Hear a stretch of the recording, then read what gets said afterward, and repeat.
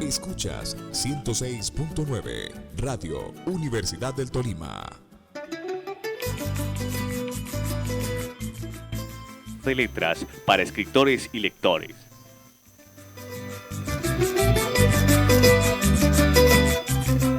Todo en el mundo de la literatura y escritura académica de la Universidad del Tolima.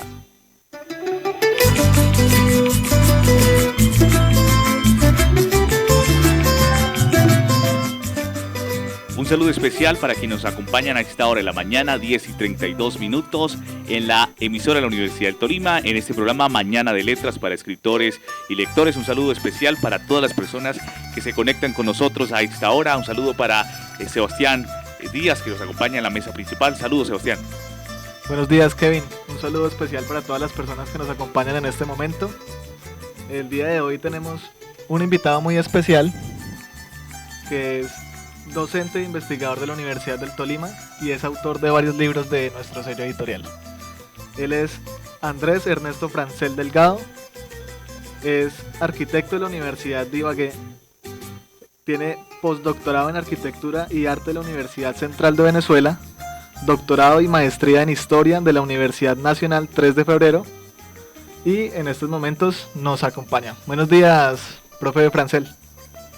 Buenos días, Sebastián. Buenos días, Kevin. Muchas gracias por la invitación.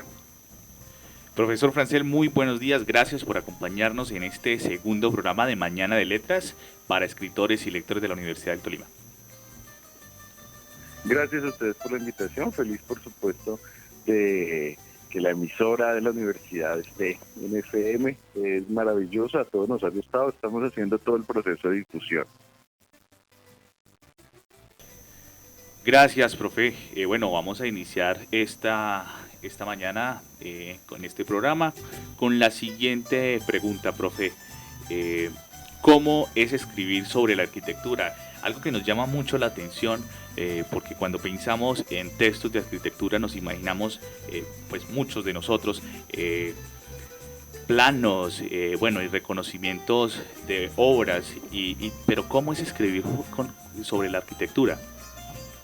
Claro, es una muy buena pregunta porque generalmente en arquitectura nos comunicamos, bien sea a nivel oral para plantear los conceptos a través de los cuales estamos generando un proyecto o a través de los medios técnicos que finalmente son los planos. Y quizás por eso también hay algunos vacíos en el sentido de los estudios de la arquitectura, porque la comunicación suele establecerse bien sea desde la materia arquitectónica, la experiencia espacial. Traducir esos pensamientos, esas experiencias a texto, pues implica precisamente todo el proceso de intentar llevar la formación en la investigación a la comprensión de la arquitectura. En muchos casos también implica tratar de que el lenguaje técnico no sea lo más importante, sino narrar del modo más sencillo cuáles son los descubrimientos que se hacen sobre la arquitectura. Los libros permiten un poco más de posibilidades frente a ese tipo de lenguaje, sin embargo, siempre se busca ser como muy claro acerca de lo que se plantea, de lo que se descubre, de lo que desarrolla un libro. Entonces, en muchos casos, como que yo busco privilegiar un poco otro tipo de imágenes que no sean simplemente lo planimétrico, sino que puedan generar un poco más de espacialidad, aunque obviamente pues por la formación que uno tiene es casi imposible separarse de ese tipo de códigos pues que ya ha tenido durante más de la mitad de su vida. Pues. Profe, ¿y cómo empezó usted en el mundo de la escritura? Pues hablando en el tema de escritos de arquitectura. ¿Cómo empezó usted con la investigación y a escribir estos textos? Sí, ahí yo considero que el origen de todo estaba precisamente al buscar libros sobre arquitectura cuando estaba estudiando el pregrado en arquitectura. Y generalmente los libros de arquitectura no tratan ningún tema sobre Ibagué. Si bien trabajaban temas muy importantes y conceptos, por supuesto, que nos llevaban al origen mismo de la concepción del espacio, cuando uno buscaba encontrar esos conceptos, o cuando yo buscaba encontrar esos conceptos en mi entorno, pues tenía que hacer la transposición, pero no estaban en ningún lugar explícitos. Inclusive en los libros sobre historia de la arquitectura en Colombia, no aparecen obras de Ibagué o aparecen una o dos como los planos originales. De ese modo, entonces, por supuesto que yo empecé a fabular cómo sería generar ese tipo de estudios en mi entorno urbano directamente, cómo podríamos comprender.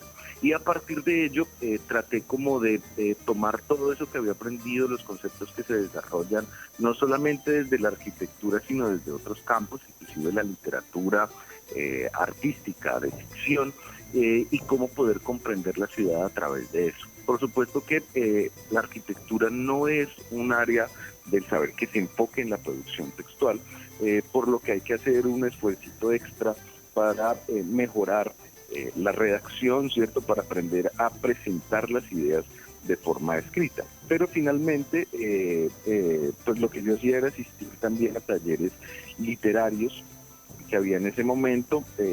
Me asesoró mucho en ese sentido César Pérez Pinzón, que era mi profesor de Historia del Arte en la universidad, y ya después de ello, pues es el proceso de la práctica, de escribir los trabajos y de buscar responderse a las preguntas de por qué este edificio es como es, por qué Ibagué es como es, y mirar cómo a partir de esos estudios se puede aportar para que podamos mejorar un poco algunos de los errores que hemos cometido y afianzar o reforzar las virtudes que también hemos tenido en nuestra historia. Bueno, profe Francel, hablemos precisamente de uno de sus escritos más recientes, de sus libros, titulado Territorios Cartográficos Ibagué 1570-1931. Bueno, ese libro es el más reciente que hemos publicado con el sello editorial de la Universidad del Tolima. Este año debe ser publicado otro sobre métodos de formación investigativa en historia de arquitectura del urbanismo. Y Territorios Cartográficos pues marca para mí un episodio muy importante de la investigación sobre la ciudad de Ibagué y sobre la configuración del territorio nacional. Lo que pasa es que por supuesto uno debe acotar el espacio geográfico y temporal en el que está trabajando.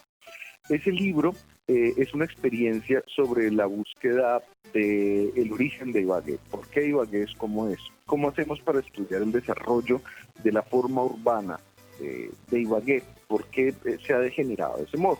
Entonces lo que empecé a hacer fue buscar mapas donde estuviera Ibagué. Esto porque planos urbanos sobre Ibagué no hay. El más antiguo que he encontrado es de 1931. Eso implicaría, digamos así, de un modo simplista, que no podríamos estudiar la configuración urbana de Ibagué antes de 1931 con unos datos muy claros. Sin embargo, entonces empecé a buscar en qué mapas generales existiría Ibagué. Con ello, pues, por supuesto que empecé a descubrir muchos mapas. Algunos provienen, por ejemplo, del Archivo Nacional, del Archivo General de Indias, del archivo de la Biblioteca Luis Ángel Arango, del Banco de la República, de diversas fuentes.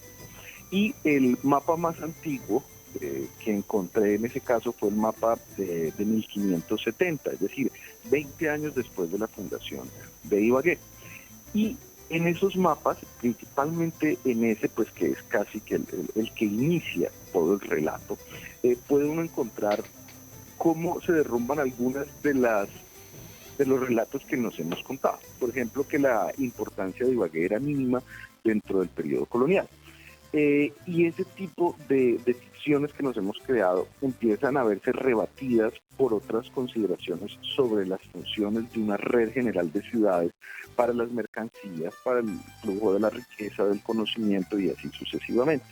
Estos mapas tienen, por supuesto, que unos detalles fantásticos de cada una de las épocas, relatan cómo veían los cartógrafos la ciudad. Por supuesto que la mayoría no se enfocaban en Ibagué, sino en una configuración territorial más grande, pero nos muestran en cada uno de los momentos en que se generan esos mapas cuál era el papel de Ibagué en la configuración del territorio, entendido como una relación entre la geografía y la cultura, cómo se va generando esos procesos. Fue un libro, por supuesto, que quedó muy bello, con los mapas allí incluidos, como decimos, desde 1570 y uno de 1601 muy bello, y se busca comprender precisamente esos enfoques y el papel que ha tenido la ciudad dentro de la estructura nacional y por supuesto internacional, ¿no? Porque al estar dentro de un sistema de ciudades busca también una conexión originalmente con la metrópoli, con España, y posteriormente pues con los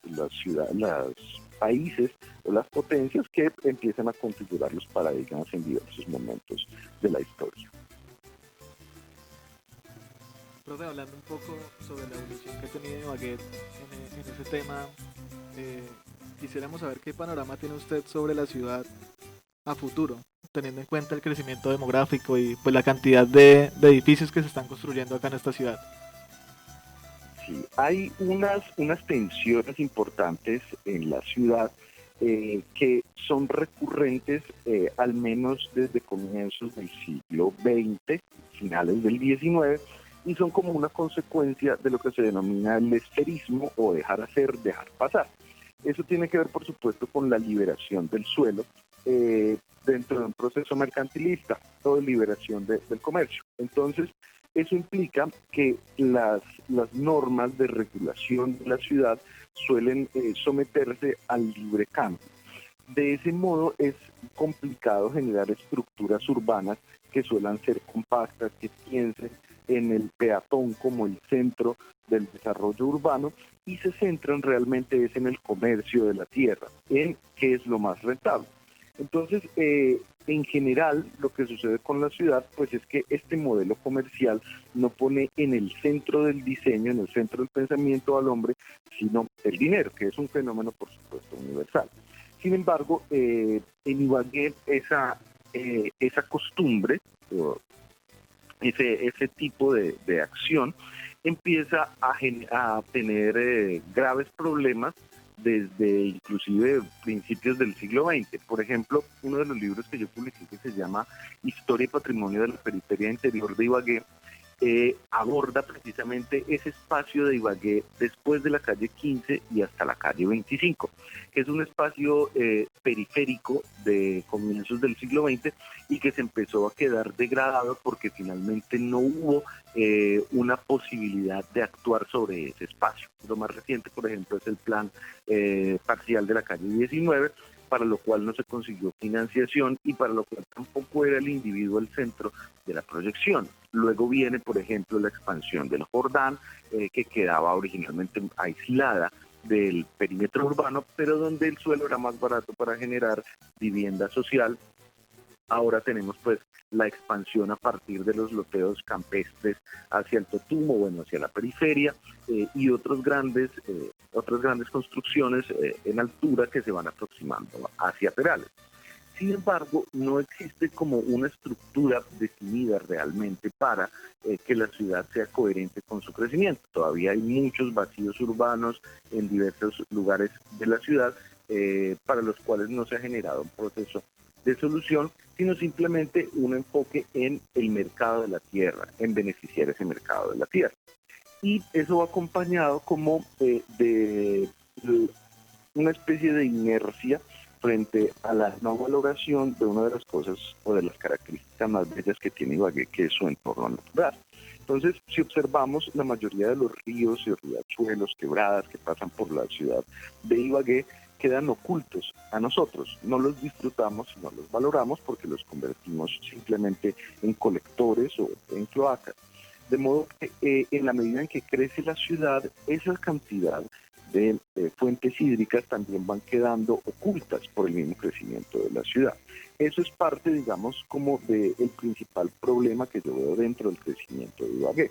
Sin embargo, eso también va acompañado de una diversificación de los enfoques de la ciudad, de un crecimiento en lo académico, en los enfoques urbanísticos, en la incorporación de estilos, de nuevos pensamientos, códigos arquitectónicos y urbanísticos, de, por ejemplo, activismo por la presencia de la bicicleta, por el respeto al peatón. Entonces, poco a poco, como que esas tensiones van ganando algunas y van perdiendo otras y se va configurando la ciudad, pero sin un norte muy claro. Bueno, profe, vamos a ir a un corte y una canción bellísima de Trío Morales Pío, Lejos de Colombia, y seguimos hablando en Mañana de Letras con el doctor Andrés Francel. Bueno, gracias a todas las personas que se conectan a esta hora, 10 y 50 minutos, Mañana de Letras por Radio Universidad del Tolima. Seguimos hablando a esta hora con el doctor Andrés Francel, arquitecto y docente de la Universidad del Tolima.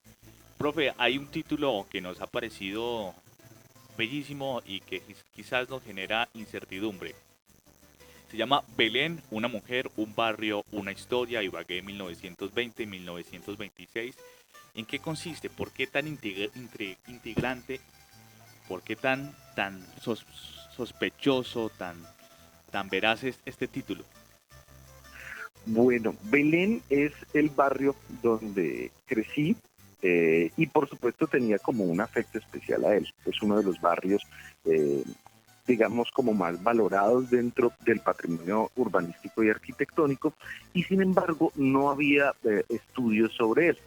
Cuando empecé pues a indagar sobre el barrio, yo principalmente hago como estudios sobre notarías, porque como no tenemos muchos elementos, entonces a partir de los contenidos de las actas notariales, de las escrituras, se empieza a hacer una retrospectiva acerca de cómo han evolucionado las construcciones.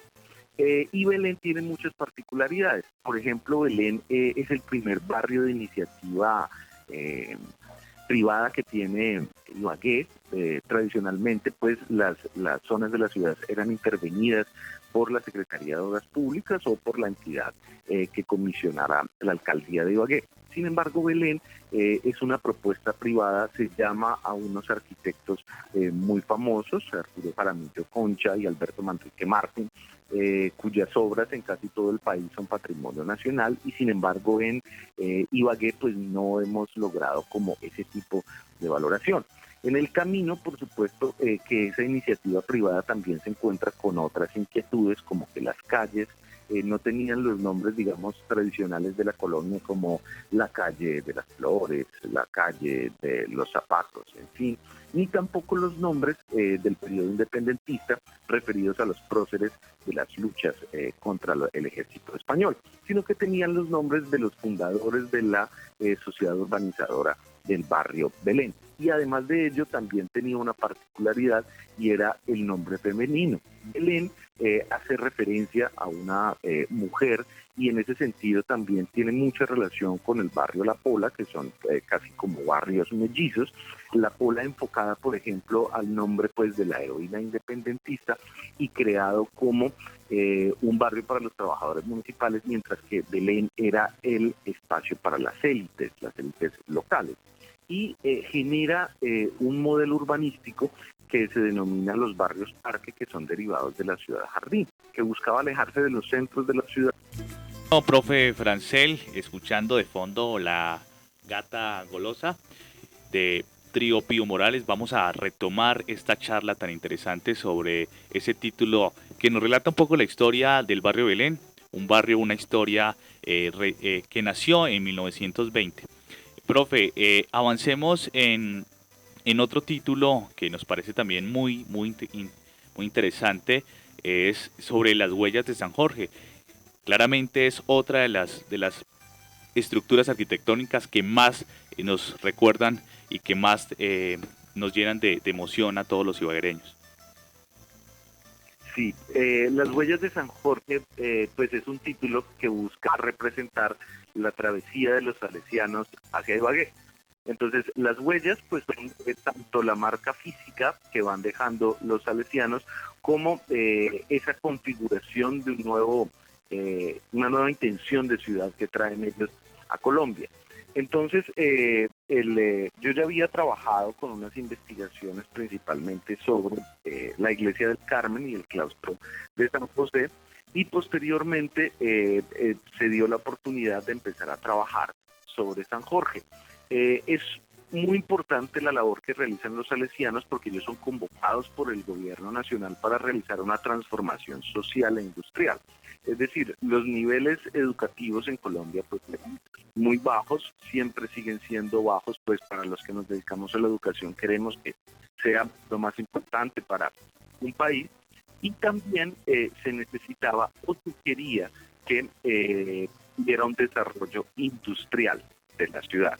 Entonces ellos se aproximan o se acercan a Colombia, llegan a Ibagué, por ejemplo, tenían varias ciudades sobre las cuales o que les estaban solicitando que se establecieran allá, pero deciden venir a Ibagué porque la consideran que es la ciudad más pobre, la ciudad con más necesidades, y se establecen en este lugar.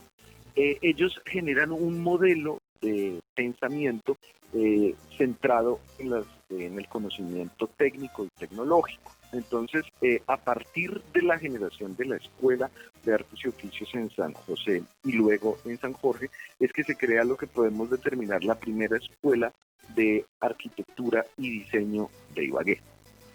Las transformaciones que realizan allí son magníficas porque son casi que un sueño para quienes nos dedicamos a la arquitectura y el diseño, porque ellos producían sus mismos materiales de construcción, diseñaban y tenían entonces esa posibilidad de que aquello que pensaban lo realizaban a partir de los materiales de la cantera que tenían y los talleres, por ejemplo, de ornamentación, de carpintería, de pintura. Generaron unas entidades como autosuficientes muy importantes e incorporaron el cultivo, empezaron a hacer muchas experimentaciones para cultivar o para incorporar en Ibagué diversos cultivos, inclusive como el arroz. Ellos también generaron un modelo urbanístico, de promoción urbanística, que tiene que ver con el desarrollo de Interlaken, cimientan el desarrollo de la industria en Ibagué, por ejemplo, frente a las litografías, tipografías, zapaterías. Todo eso lo generan realmente ellos en Ibagué, y además generaron en la granja San Jorge una infraestructura agroindustrial magnífica que funcionaba con base en el lago, que es conocido popularmente como el lago de los Lotos. A partir de ello, entonces, ellos generaron una transformación fantástica de la ciudad, y en el momento en que empecé a analizar la carrera 13 que se plantea atravesando Calambeo, que fractura realmente la continuidad entre el jardín botánico, ese espacio de patrimonio natural, y el inmueble que se conserva en estos momentos, pues era para mí muy importante analizar cuáles eran esas unidades de análisis que podía tener el bien patrimonial San Jorge, para concluir pues que realmente esa vía no debería hacerse, que deberíamos privilegiar la naturaleza, la producción hídrica, las condiciones culturales, la valoración de nuestro entorno, y pues a partir de ello se logra un texto que busca generar unas rutas turísticas urbanas centradas en lo patrimonial, y como una misión como la de los salesianos, con centro en San Jorge, transformó nuestra ciudad a nivel urbanístico y nos dio, por supuesto, gran parte de esa identidad estética, cultural y agroindustrial que nos caracteriza en la actualidad. Profe, bueno, de antemano felicitaciones por estos textos, son muy importantes para la ciudad, rescatan más que que la parte arquitectónica, también la parte histórica, y pues en ellos podemos ver la evolución que ha tenido Ibagué digamos que en el último siglo, en los últimos 2 siglos. Profe, ya hablando de algo un poco diferente a la parte de arquitectura, de los gráficos, quisiéramos saber qué le gusta leer a Andrés Francel.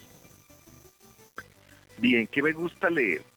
Principalmente a mí me gusta leer sobre filosofía.